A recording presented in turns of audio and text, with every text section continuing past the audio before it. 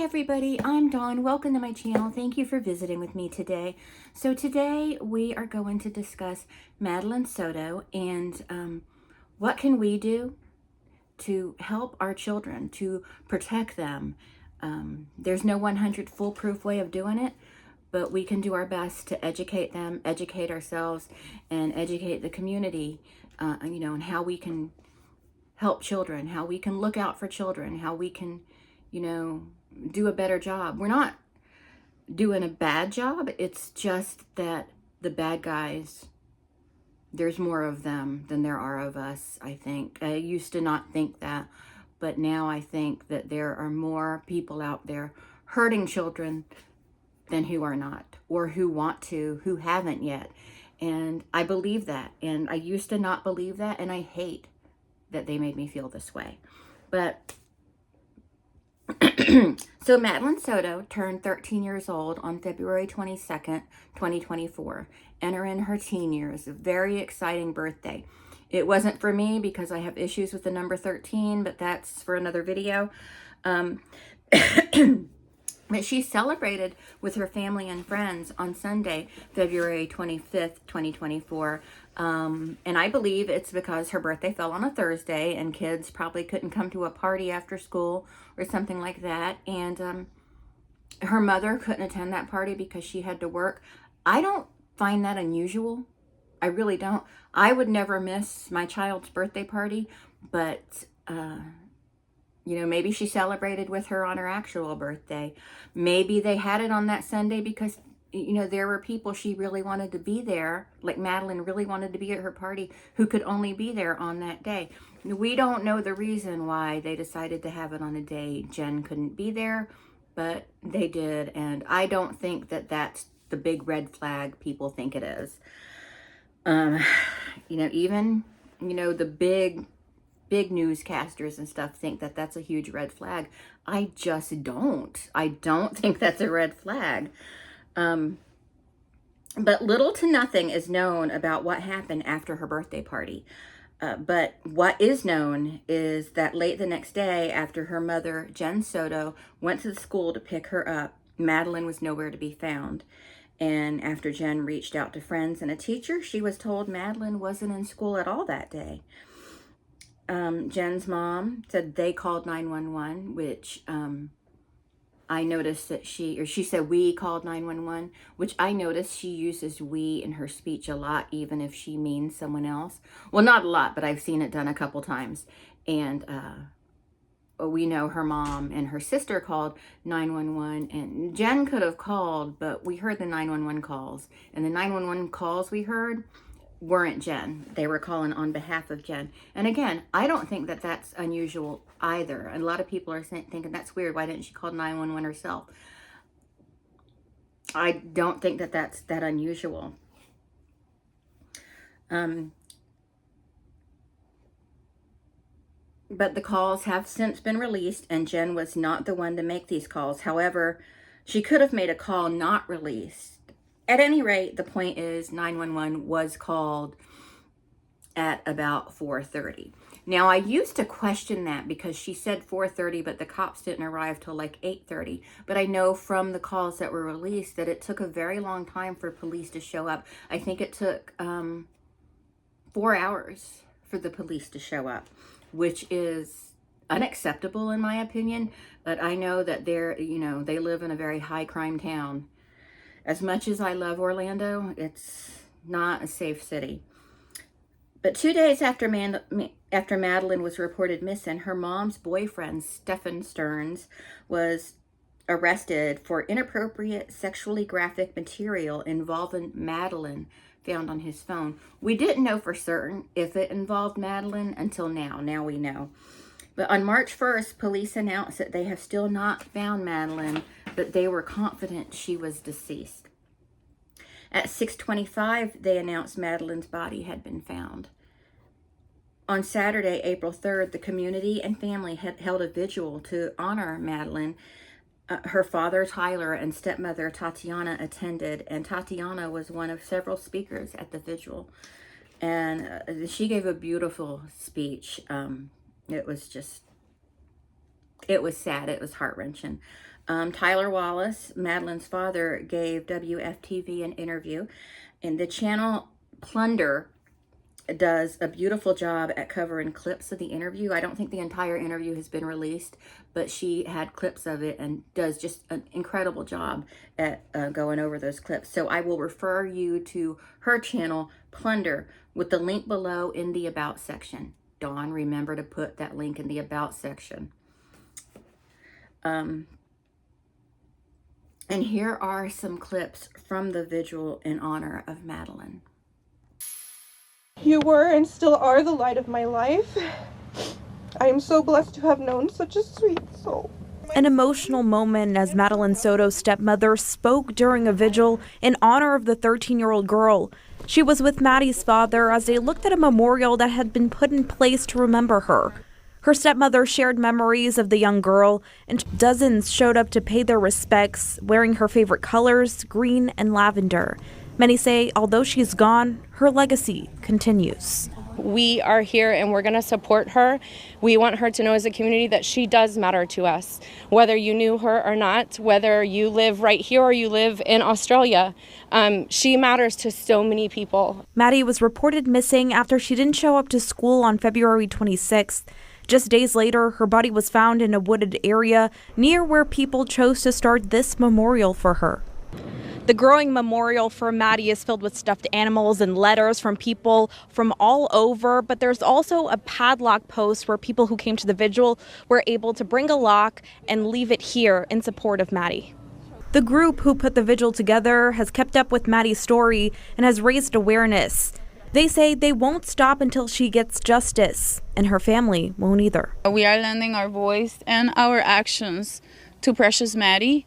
And also beyond the courthouse tenets, we are working diligently in establishing the Madeline Soto Act with the family and the pertinent figures. Rest peacefully, sweet Madeline. Knowing you were deeply loved and will be profoundly missed, we will continue fighting for you until we draw our last breath. In St. Cloud, Paola Tristan-Aruda, WESH 2 News. Grieving the death of one of their own, still trying to come to terms with the fact that 13-year-old Madeline Soto is gone. I didn't know Maddie personally, but it still hurts me because it really could have been any of my friends, but she's still one of I feel like she's family. Religious leaders held a vigil at Hunters Creek Middle School Friday night, the same school Maddie was supposed to show up to on Monday, but never made it. The Bible teaches us that we have to cry with those who cry and laugh with those who laugh. So now we will cry with those who cry. We will mourn with those who mourn, and we will be able to give a message of hope and knowing that God is in control through it all. Parents, students, and community members showed up, laying flowers, candles, and balloons down in honor of Maddie. It's heartbreaking and saddening to kind of see this happening. Your children are supposed to be protected, and unfortunately in this case, she was exposed. Many still in disbelief that this happened. Hit me very hard knowing that this can happen to a child, a young girl in my neighborhood. And I look at it as it was my own daughter, you know what I mean? But through faith and support, even with this tragedy, the community will still be able to rely on each other. That's right. He was here just before tonight's vigil began to place a bouquet of flowers here at the memorial for his daughter in the place where she was found more than a month ago. It was a powerful and emotional moment for Maddie's family and this community who have continued to show their care and compassion for her story. People have been placing flowers, stuffed animals, handwritten notes, so many other tokens in this place since March. One woman told me this represents hope and unity for so. So every 9 minutes, authorities respond to a report of child SA. But just imagine the volume of cases not being reported. It is important to recognize the signs of child SA. And I am sorry I have to say it like that because YouTube will ding me. I know that that is something that bothers somebody. I am not the first channel to do this. A lot of channels do this. I don't know why people are coming for me and acting like I'm the only channel that does it, but I am not. In fact, I got the idea to do it this way from other channels. But I'm sorry, I have to use the abbreviations. If you have trouble following them, I don't know what to say, but that's how a lot of channels do it. I can't say the word or I will be dinged. And I'm not concerned about monetization. I'm concerned about my video being suppressed. I already don't get a lot of views. I feel the topic I'm talking about is important and it needs views because this information needs to be out there. So anyway, it is important to recognize the signs of CSA. Obvious physical signs like STDs, God forbid, and signs of trauma to the privates, unexplained bruising, blood on clothing or sheets, or unexplained bleeding from those areas. Behavioral signs, excessive talk about sex, knowledge of sexual topics inappropriate for their age, because, you know, younger kids might know about sex, but you have to gauge it to figure out, you know, what do they know? What do they learn from us versus, you know, what we didn't teach them. Not wanting to be alone with certain people, fear of certain people, not wanting to hug people. Don't force your kids to hug people they don't want to hug. Regressing to thumb sucking or bedwetting. That can be signs of them trying to go back to a time when they were more innocent or felt more innocent, or it's just regressing behaviors, or, you know, it's regressing behaviors because of the trauma. Because they can't pinpoint the trauma. They're being taught, more than likely, they're being taught what's happening to them is love, which is sick. These people are so sick with what they do to the children. Wanting to be alone for an unusual amount of time, losing interest in things that once excited them. Also, changes in eating habits, change in mood, and not just their normal mood swings, because children are moody, but big changes in their mood. Worry, fear, decrease in confidence, fidgeting, certain kind of fidgeting, like a lot of fidgeting. I was a fidgeter. Increase in unexplained health problems, like stomach aches, headaches, nightmares. Do not ignore any of these signs, and do not ignore your gut. Listen if a child tells you someone makes them uncomfortable, even if they can't articulate why. 93% of CSA victims know the perp. Be cautious. It's better to be wrong than to be right and wanting to avoid offending someone. Let them be offended. If someone is innocent of any wrongdoing, they should understand. They should be like, yeah, I know, I get it. Signs that an adult may be hurting children. They don't respect boundaries. So they don't respect when a child or a parent sets boundaries. Engage in unwanted touching. Trying to be a child's friend rather than an adult figure in their life.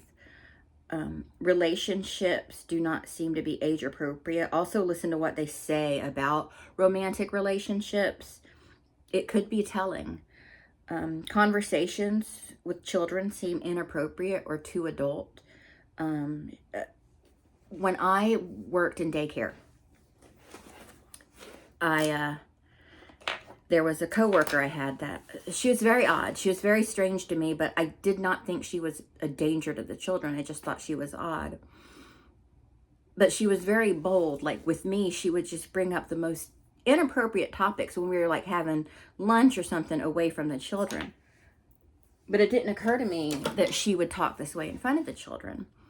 So one day she had to watch some of the older kids, the school-age children, 6, 7-year-olds, on a day that school wasn't in session. And I had to go ask her a question. I was the program director, and I had to go ask her a question. So I went out there on the playground, and all the older kids, the 7 and 8-year-olds, 6, 7, 8-year-old, were gathered around her, and she was talking, and they were hung on her everywhere. They're like, you know, and And then when I walked out there, they were all like, shh. And she said, shh. And I'm like, what's going on? And she goes, I'm teaching them about the finer things in life. And I was like, what's that? And she goes, well, you know, sex. She admitted that to me, the program director, that she was talking to these children about that. So I called one of the children aside and I said, what is she talking to you about? And she goes, why, are you going to tell on her? And I'm like, I need you to tell me what she's talking to you about, please. And maybe that wasn't the way to address it, but she goes, well, she's just teaching us, you know, what to do to boyfriends and girlfriends. And I'm like, okay, thank you. You can go. I went back into the building. I went up to the lead teacher, who was just, I don't want to say under me. I don't like that. You know, we're not with an hierarchy or anything, but I went up to her, and her older son happened to be one of the kids she was talking to. So I said, hey, and she is such a wonderful lady. She actually had our wedding reception at her house. But I said, hey, could you we'll call him Greg, that's her son. I'm not going to say his real name. Can you call Greg in and kind of talk to him about what's going on out there? And she goes, why, what's going on? And I said, well, I don't really know. And I told her, I said, so-and-so is talking to them, and I have a feeling it's not appropriate conversation, but I don't want to question the children and make them feel like they're in trouble or anything. And she goes, gotcha. And she called her son in and brought him into the office. And a few minutes later, she came, and then as she did that, I went and told the director, look, I got to tell you what was just said to me outside. And the director was already in hot water for a child got her finger severed and something else happened in the daycare. So she was already in hot water about things that had been happening at the daycare. So she didn't want any more drama. And I told her what the children told me and what she told me when I went out there about teaching them about the finer things in life. And so she went out there and broke the group up. And because apparently even after I went out there, she carried the conversation on. She thought it was appropriate to do that. And the mom I talked to, Greg's mom, came out. She was fuming, and she goes, okay, go on and go out and play, Greg, thanks. And she came up to me and she told me all the things she said to her, and they were horrific. And she got fired that day because the director talked to some of the kids too, and they were honest, and it was just, it was a mess. It was a mess. One of the parents even called the police, as well as the parent that I worked with. She called the police too. And there was nothing they can do legally, but they did give her a talking to. But anyway, conversations with children that seem inappropriate or too adult, pay attention to those. Yeah, I don't know what that girl was thinking, but it was something. Making excuses to be alone with the child, and they restrict a child's access to adults. And there's a movie called, I forgot what it was called, but Laura Dern is in it, and it's about how she was essayed as a child, and it's a really good movie. I did a video on it, a review of it. It's really good. It's a HBO Max movie, but I forgot what it's called. I'm sorry, but there's a lot you can learn from it, I think. If I remember the name of it, I will link it down below, or I will give the information down below. And again, it's better to cause offense and be wrong than to not do anything and be right. So you can be wrong about somebody, and yeah, their feelings might get hurt, but you protected a child.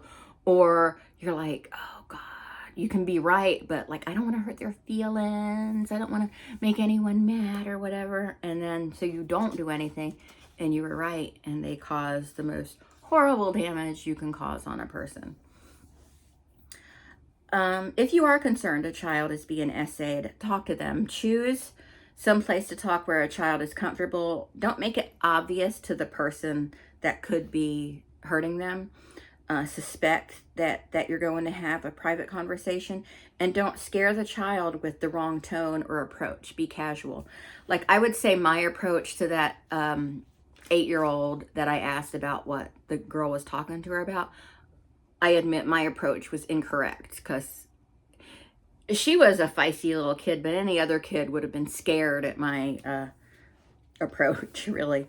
But, you know, listen to the child's response to your questions, and, you know, and like, has someone been touching you? Say it like that instead of, is someone hurting you? Because what's being done to them may not hurt. It doesn't make it right, but it may not physically hurt, and that's what they understand as physical pain, physical hurt. So you want to say, has someone been touching you? And when they finish talking, follow up on the details of concern. So if they say something like, well, yeah, my uncle touches me in the bathtub, different than how mommy touches me when she's dressing me for school, or something like that. And make sure that the child knows they're not in trouble at all. And, you know, be patient with them. And then, depending on the information you get, even if you're just questioning it a little bit, report it. Because if it's nothing, then it's nothing. You know what I mean? The Tale. It's called The Tale, with the movie I'm talking about. But anyway, that's it for this video. I hope you learned something. I am going to make a more in-depth video about advocacy and, you know, how to find the signs. I'm going to include phone numbers for assistance, for help talking to kids. And I am actually talking to a few people about maybe putting some printable materials together. I don't know how I'm going to go about doing it, but I don't think children learn enough about this hard topic.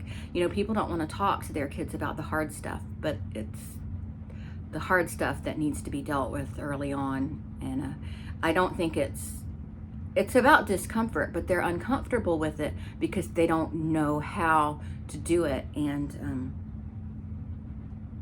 I think that a lot of us are in a good position where we can teach someone, you know, well, this is how you can do it, and this is how you can handle it. And I'm not saying this is the only way, but this is one way. So anyway, that's it. Thank you so much for watching, and I will talk to everyone later. Bye.